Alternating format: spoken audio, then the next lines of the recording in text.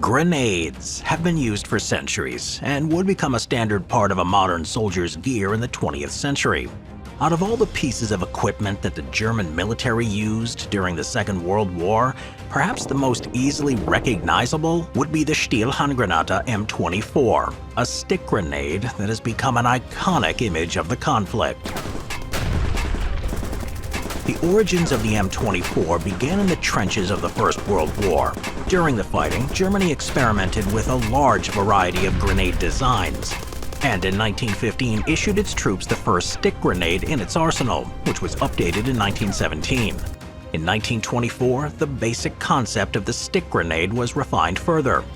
The explosive head was reduced in size, and the attached belt clip was removed, since the grenade could easily be carried tucked into webbing or a belt with no clip needed. With these changes, the M24 came into being and would be utilized by the German military during the Second World War. The name Stielhandgranate is a German compound word meaning stock hand grenade. The nickname potato masher was first coined by the British Army during the First World War after its resemblance to the kitchen tool, and the name stuck to all subsequent stick grenades. Contrary to popular belief, the M24 stick grenade was not the only grenade in use by the Germans. They also used large numbers of the M39 Eierhandgranate, which means egg hand grenade, a weapon that lacks the wooden throwing handle of its more famous contemporary.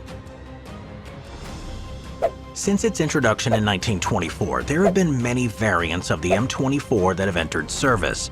In 1939, the number 39 Nebelhandgranate, or smoke hand grenade, which instead of TNT contained a mixture of zinc and hexachlorothane, which produces a billowing cloud of smoke, and was used both to conceal movements of German troops as well as a signaling device.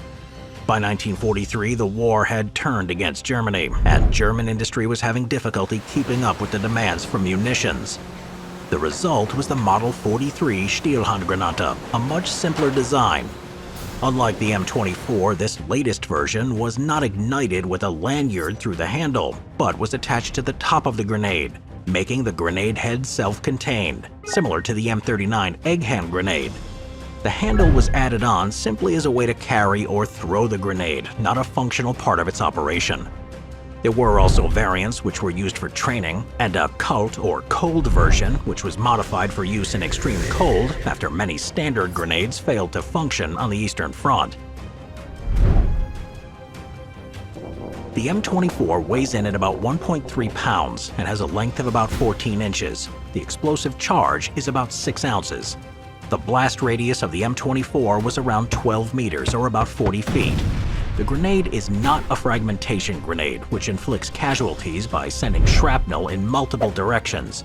Instead, the stick grenade relies almost entirely on the force of the explosion to cause the damage, making it more of a concussion grenade. As a result, the M24 was most effective when used in an enclosed space, such as a vehicle or inside a small room, rather than out in the open. Later on, special fragmentation sleeves called splitter rings or splinter rings could be issued. These were cylinders that could be fitted over the head of the grenade that could be secured in place with metal clips to prevent it from falling off. Like its predecessor, the Stielhandgranate M24 is a cylinder made from sheet steel filled with an explosive charge of trinitrotoluene, which is more commonly known as TNT. The explosive head is attached to a hollow wooden handle with a threaded metal attachment. Inside the head is a cavity where the detonator would be fitted. The fuse would be connected to the detonator and attached to a lanyard with a lead ball. The lanyard would run down the length of the hollow wooden handle, at the end of which was a porcelain ball.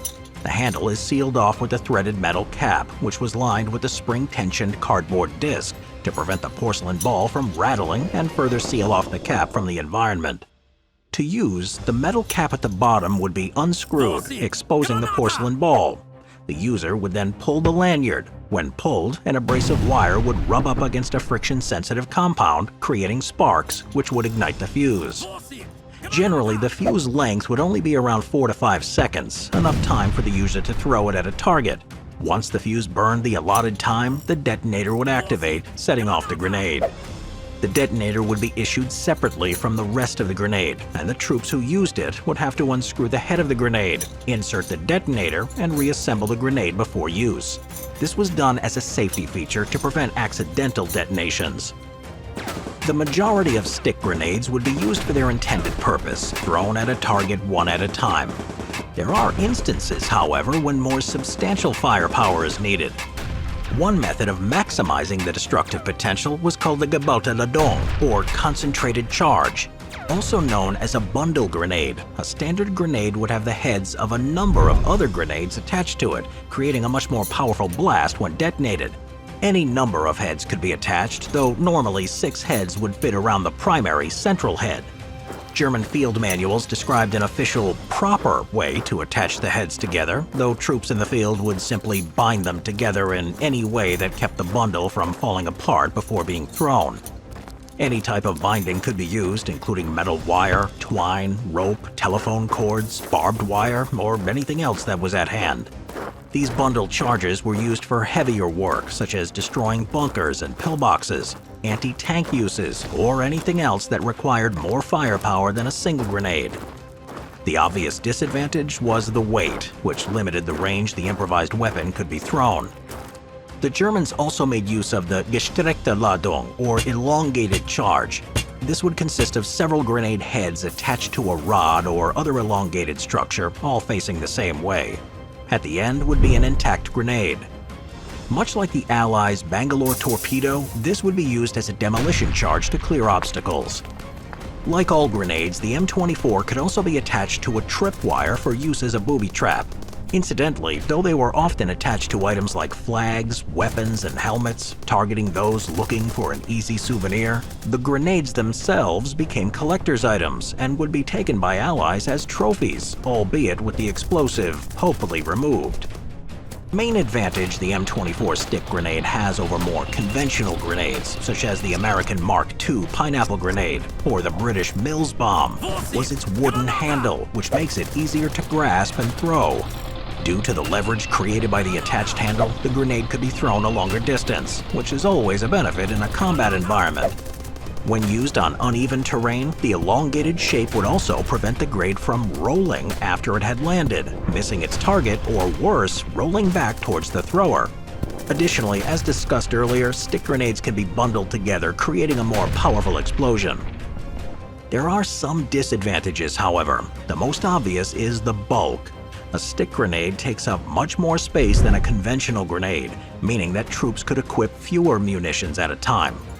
The grenades are also larger, making them easier to see, giving troops on the receiving end of a grenade attack more of an opportunity to take cover, evade, and, given the convenient throwing handle, possibly throw it back. It's also more complex to use, first needing the metal cap at the base to be unscrewed, exposing the activation lanyard, then the lanyard pulled before throwing. In contrast, other grenades would simply require the safety pin to be pulled before throwing. The difference may only be a few seconds, but on a chaotic battlefield, such small amounts of time can make all the difference. Overall, the M24 Stielhandgranate was innovative, building on earlier attempts at grenade design. But the lessons learned during the Second World War would render the concept obsolete. With the end of the war also came the end of the use of the M24, as well as the concept of stick grenades in general. The disadvantages outweighing their benefits, relegating this easily recognizable piece of military hardware to the annals of history. At Simple History, we've been working with talented artists on something truly special, a collection of official, premium wall art that captures history's most incredible characters. These aren't just amazing pieces of art, they're timeless treasures designed to inspire and spark conversations for years to come. As a thanks to you, our amazing Simple History community, we're offering an exclusive 25% off these prints. Unlike fleeting trends or short-lived crazes, these prints are designed to be timeless, a lasting treasure you'll proudly display for years to come. They're perfect for any space. Imagine them on the walls of a classroom where they'll inspire students and spark meaningful discussions. Or picture them in your home or office where they'll show off your love of history with sophistication. Don't miss your chance to own one. Click the link in the description below now.